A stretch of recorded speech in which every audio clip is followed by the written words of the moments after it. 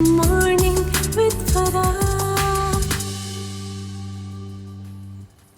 Welcome back ATV morning with Farah में खुश आमदीद। और चूंकि ये जो टाइम होता है शादी की तैयारियां चल रही होती हैं या कुछ लोग जो हैं वो शादियां हो भी रही होती हैं, प्लान भी हो रही होती हैं। सो हमने बहुत ज़्यादा फोकस इसके ऊपर किया है कि एक तो मौसम जैसे चेंज होता है उसके असरात और अपनी स्किन को एक अच्छा हाइड्रेटेड रखना, एनर्जेटिक यंग लुक रखना, और फिर उसके साथ साथ शादी की तैयारियों में जो टू बी ब्राइड्स हैं उन्होंने क्या कुछ करना है कि जिसके साथ वो खूबसूरत दिखें। और अगर आपने शादी में जाना है तो खूबसूरत लगना आपका भी हक है। इस हवाले से बातचीत के लिए आज हमारे पास एस्थेटिक मेडिसिन एक्सपर्ट मौजूद हैं डॉक्टर शुमाइला खान। अस्सलाम वालेकुम। वालेकुम अस्सलाम। कैसी हैं डॉक्टर शुमाइला? बिल्कुल ठीक and so good to see you back on your show. और मेरा ख्याल है कि ATV की बजाय इसका नाम फरा TV होना चाहिए या ये शो आप ही के साथ सजता है होना चाहिए क्योंकि हम लोगों ने ज़ाहिर है इतना अरसा जब अभी अवेयरनेस भी नहीं थी, लोगों को पता भी नहीं था। 2011 से हम दोनों एक साथ शोज कर रहे हैं। बिल्कुल। और कितनी चीज़ों के बारे में हमने जो है एवरी वीक तकरीबन या हर अल्टरनेट वीक हमने शो किया है। सो मुझे इसमें I take pride in it कि हमने बहुत अवेयरनेस क्रिएट की है डेफिनेटली, क्योंकि ये चीज़ें जो है सिर्फ एक अपर क्लास या एक चंद मखसूस लोगों को पता थी। वैसे अब आपका क्या तजुर्बा है, कितने लोग आते हैं और कि ज़्यादातर किन इश्यूज़ के साथ आते हैं आपके पास? फरा अवेयरनेस बहुत बढ़ गई है और मेरा ख्याल है कि खूबसूरती या अच्छा लगना या इम्परफेक्शंस को दूर करना अपने चेहरे के ऊपर एक ऐसी ख्वाहिश है जो हर इंसान के अंदर कहीं ना कहीं होती है। तो हमारी कोशिश होती है कि जिस भी कैटेगरी से कोई आता है तो उसको उसके हिसाब से डील करके उसकी खुशी के साथ उसको वापस भेजा जाए। तो आज हम अगर फोकस कर रहे हैं कि मौसम के असरात, तो मुझे लगता है कि इस मौसम में ओपन पोर्स का प्रॉब्लम जो है वो बहुत ज़्यादा हो रहा होता है। तो उसका क्या हल है और कैसे? फरा ओपन पोर्स इसलिए हो रहे होते हैं कि चूंकि वेदर एकदम से अब तो हमारे पास आपने देखा वो बीच के वेदर्स एक तरह से ख़त्म होते जा रहे हैं और वेदर की शिफ्ट भी इस तरह हुई है कि रात में ठंड है और सुबह में गर्मी है और फिर बारिश है और फिर ठंड हो गई है। तो एक तो जो स्किन है ना वो इस टेम्परेचर को जल्दी से अडॉप्ट नहीं कर रही होती, तो स्किन इरिटेशंस के साथ भी बहुत सारे लोग आ रहे हैं। ओपन पोर्स की जहाँ तक बात की, जाहिर है अब गर्मियाँ आ गई हैं तो बहुत ज़्यादा सीबम प्रोडक्शन, जिसको ऑयल ग्लैंड्स आपके एक्टिव हो गए हैं सन की वजह से, गर्मी की वजह से, धूप की वजह से। तो उसमें यह है कि अब हमारी स्किन के प्रोडक्ट्स भी जो है वो चेंज हो जाएंगे। हमारे क्लींजर्स जो हैं वो जेल बेस्ड हो जाएंगे, हमारी क्लींजिंग जो है डबल क्लींजिंग हुआ करेगी और क्लींजर के साथ हमने टोनर्स भी यूज़ करने हैं ताकि पोर हमारे श्रिंक रहें। और इसके साथ साथ हमने उसका भी ख्याल रखना है कि हमारे चेहरे पे ऑयल भी कंट्रोल रहे और स्किन जो है वो डिहाइड्रेट भी ना हो। तो ये सब कुछ करने के लिए हमें क्या क्या कुछ करना पड़ेगा? क्या कुछ? क्योंकि अच्छा, जो कोरियन आजकल ये बहुत है ना कि फ्लॉलेस स्किन, मेकअप्स भी इस तरह के आ गए हैं कि आपको बिल्कुल नेचुरल और एक ग्लोइंग स्किन जो है वो ही हर जगह हमें दिखाई दे रही है। तो उसको अचीव करने के लिए क्या करना पड़ेगा? अच्छा, ग्लोइंग स्किन जो है ना ये एक बड़ा एक टेडियस सा और एक बड़ा लंबा सा प्रोसेस है और ये कोई किसी एक उससे अचीव नहीं होता। मैं हमेशा शो पे हमने यही बात की है कि it's a multi factorial kind of a thing, जिसमें आपकी डाइट से लेके आपके हैबिट्स, जो आपका लाइफस्टाइल है वो भी काउंट करता है। उसके अलावा आपकी स्किन रिजीम बहुत इंपॉर्टेंट है। ठीक है। मतलब ये नहीं है कि अब अगर internet and market is flooded with the skin products तो कोई भी मैं और आप जाके कोई भी चीज़ ऑर्डर कर देंगे या कोई भी चीज़ उठा लेंगे तो it's going to work for our skin ना। अब नहीं पता लोगों को बहुत क्लियरली अपनी स्किन टाइप के हवाले से, फिर वो प्रोडक्ट्स यूज़ करते हैं। इवन एक्नी कंट्रोल की अगर हम बात करें या पोर टाइटनिंग की बात करें तो ड्राई स्किन वाला भी नियासिनामाइड यूज़ कर रहा है और हेलुरोनिक एसिड यूज़ कर रहा है। ऑयली स्किन वाला भी नियासिनामाइड और हेलुरोनिक एसिड से ही स्टार्ट करता है, बिकॉज मतलब ये आप सुन रहे हैं, अपने इर्द गिर्द सुन रहे हैं। तो इट्स नॉट लाइक दैट। हर क्या करें फिर जो ऑयली स्किन है, अगर उन्होंने अपने पोर्स और अपनी मतलब इन चीज़ों को मिनिमाइज करना है तो वो कैसे, फिर क्या प्रोडक्ट्स सबसे पहले कोशिश करें कि कोई इस तरह के प्रोडक्ट उन्होंने लेने हैं जिसमें उनका जो सेबम है ना वो एक तो रेगुलेटेड रहे और जो एक प्रोडक्शन ऑफ ऑयल है वो नॉर्मल रहे, उसको एक्स्ट्रा ऑर्डिनरी भी हमने कंट्रोल नहीं करना। इसलिए कि अगर हम एक्स्ट्रा ड्राई कर देंगे स्किन को तो वो अगेन इरिटेशन और फिर एक्नी ब्रेकआउट्स की तरफ जाएगी। तो उसमें यह है कि एक तो डाइटरी हैबिट्स में हम हमेशा कहते हैं कि आप अपना जो इनटेक है वो शुगरी इनटेक कम कर दें, आप अपना मीठा और जंक फूड वगैरह इसको कंट्रोल कर लें, थोड़े ऑयल कंट्रोल कर लें। और उसके बाद जब आप सन ब्लॉक ज़रूर लगाएं, इसलिए कि ओपन पोर्स का ताल्लुक जो है बहुत सारा सन ब्लॉक से भी है, इन्वायरमेंटल डैमेज से है, और आपने जो प्रोडक्ट यूज़ करने हैं उसमें क्ले बेस्ड मास्क आप यूज़ कर सकते हैं। हफ्ते में 2 दिन जो है वो अच्छे क्ले मास्क अवेलेबल हैं जो फार्मास्यूटिकल ग्रेड हैं, वो लगाएंगे आप मेकअप से पहले, और मेकअप उतारने के बाद टोनर यूज़ करेंगे कोई अच्छा सा जो नॉन अल्कोहल बेस्ड हो, ताकि एक्स्ट्रा सीबम जो है ना वो भी ना चला जाए, जो प्रोटेक्टिव एक लेयर भी बनाता है स्किन के ऊपर। ठीक है। उसके अलावा you can get the mechanical and intelligent facials, फिर सैलिसिलिक बेस्ड प्रोडक्ट्स हैं, सैलिसिलिक बेस्ड सोप्स हैं, फेस वॉश हैं, वो यूज़ कर सकते हैं। वो भी ऑयल कंट्रोल करते हैं और पोर्स को श्रिंक करते हैं। लेकिन क्या वो अपनी जैसे होम रिजीम में नाइसिनामाइड और ये चीज़ें शामिल रखें, हाइलुरोनिक एसिड ऑयली स्किन वाले? ये डिपेंड करता है कि सैलिसिलिक अगर आप फेस वॉश रख रहे हैं तो सैलिसिलिक जो है और ग्लाइकोलिक एसिड के पैड्स भी आते हैं, तो वो रात को आप जब मेकअप रिमूव करें तो उसके बाद जो डबल क्लींजिंग करते हैं तो एक दफ़ा आप उससे करें and then you wash your face. तो इस तरह करके अगर आप अपनी रिजीम में इस तरह रखेंगे और ट्वाइस अ वीक अगर एक्सफोलिएशन रखेंगे तो चीज़ें काफ़ी हद तक कंट्रोल हो जाएंगी। And what about dry skin, कि जिन लोगों की ड्राई स्किन है? Dry skin is the most complicated skin. वो सर्दियों में भी तंग करती है और गर्मियों में भी तंग कर रही होती है। अच्छा, ड्राई स्किन के लिए हम कहते हैं कि आप कम से कम एक्सफोलिएशन करें, बिकॉज वो सेल्फ एक्सफोलिएटिंग मोड में होती है। अच्छा, उसमें प्रोटेक्शन बहुत ज़रूरी है, तो उसके लिए हम विटामिन सी सिरम्स जो हैं वो रिकमेंड करते हैं कि डे में सन-ब्लॉक तो सबके लिए ही बहुत ज़रूरी है।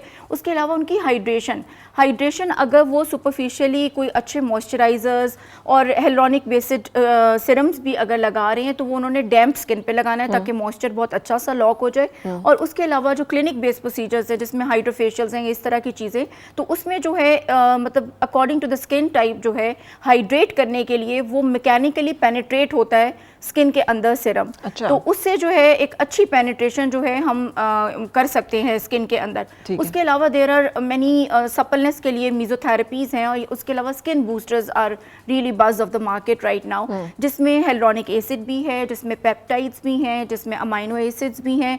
ये सब कुछ मिलके कॉकटेल्स मिलके और लाइटनिंग एजेंट्स भी हैं, यानी कि इसको हम अकॉर्डिंग टू द नीड, किसी को ब्लॉची स्किन है जैसे हमने बात किया, पिगमेंट हो रहा है गर्मियों में, उसके लिए एक अलग बूस्टर है, किसी की मीडियम रिंकलिंग है उसके लिए अलग बूस्टर है, और किसी की ज़्यादा एजिंग है तो उसको हमने थोड़ा सा एजिंग को स्लो डाउन करना है तो उसके लिए अलग कंसिस्टेंसी के साथ बूस्टर्स हैं, तो उसको हम इंजेक्ट करते हैं स्किन के अंदर। राइट। और कितना अरसा ये स्टे करते हैं और क्या ये कितनी फ्रीक्वेंटली ये ट्रीटमेंट्स देने पड़ेंगे? जैसे आपने 3 सिटिंग्स अ मंथ अपार्ट ले ली हैं और उसके बाद आप 6 से 8 महीने का वेट करके दोबारा से इस सेट को रिपीट कर सकते हैं। ठीक है। और अगर आप दोबारा से पूरा सेट रिपीट नहीं करना चाहते और आपको कंटिन्यूस एक वो चाहिए कि हिट होता रहे स्किन को, तो आप 3 सेट लेने के बाद इसको 3 महीने के गैप से एक दफ़ा ले सकते हैं। अच्छा, और ये हर स्किन टाइप मतलब एज के लिए सूटेबल है? ये हर एज के लिए, बिकॉज पिगमेंटेशन वाला जो है वो हम अर्ली एज में भी लगा सकते हैं, और उसकी जो हेलोनिक एसिड है या उसमें जो इंग्रेडिएंट्स हैं वो उस एज के हिसाब से हैं। उसके बाद एक मैंने आपको बताया ना, ड्राई स्किन और एक विदर्ड स्किन, ड्राई स्किन और एक नॉर्मल जो फाइन लाइंस और रिंकल स्टार्ट होते हैं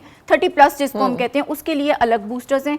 एंड देन कम्स 35 एंड 45+, और उस पूरी जो है आगे तक के एज के लिए अलग स्किन बूस्टर। तो इसका मतलब है हम सब सिर्फ ये देख करके ये आजकल ये वाला जो क्या कह लें विटामिन सी सिरम्स है या कोई भी सिरम है वो बहुत ज़्यादा इन है तो हम उठा के अपने चेहरे पे ना हर कोई नहीं लगाए ना, आप उसकी कंसिस्टेंसी देखें, आप अपनी स्किन की मैंने बहुत सारे पेशेंट्स ऐसे देखे जो ज़्यादा हेलोनिक एसिड लगा रहे हैं और उसके बाद स्किन पे इरिटेशन होगी। सिर्फ हेलोनिक एसिड सच अ बिनाइन प्रोडक्ट सुनने में लगता है, लेकिन आप वो क्या करें, आप लगा भी गलत रहे हैं। आप ड्राई स्किन के ऊपर बहुत सारा हेलोनिक एसिड लगा रहे हैं तो हमारा जो नेचुरल फिनोमेना है कि from lower side of the concentration तो हायर साइड की तरफ जो है, हायर साइड से लोअर साइड की तरफ मूव करता है जो भी जो भी डिफ्यूजन का प्रोसेस है। तो वो क्या करते हैं, इतना सारा मॉइस्चर जब ऊपर लगा लेते हैं तो अंदर का मॉइस्चर भी बाहर आके एनवायरनमेंट में ज़ाया हो जाता है। तो उसको फिर डैम्प स्किन पे लगाना है, कम लगाना है, मतलब ऑयली स्किन वालों ने तो और कम लगाना है, फिर उसको लॉक करना है आपने, उसके ऊपर एक मॉइस्चराइजर लगाना है। ऑयली स्किन वाले जो हैं वो वाटर बेस्ड मॉइस्चराइजर लगाएंगे, जो ड्राई स्किन वाले हैं वो थोड़ा ऑयल बेस्ड और क्रीमी फॉर्म का मॉइस्चराइजर लगाएंगे, जेल बेस्ड मॉइस्चराइजर भी लगा सकते हैं ऑयली स्किन वाले। तो दीज आर द वेरिएशंस जो आपने पिक करनी है या करवानी है जाके अपने फिजिशियन से, एक दफा लिखवा जरूर लें, एक दफा लिखवा लें। हाँ। अच्छा, इसके साथ जिन लोगों की शादी होने वाली है और वो चाहते हैं कि एक बड़ा आइडियल सी उनकी ब्यूटी और वो है वो सारी चीजें हो जाए, उन्हें क्या करना चाहिए?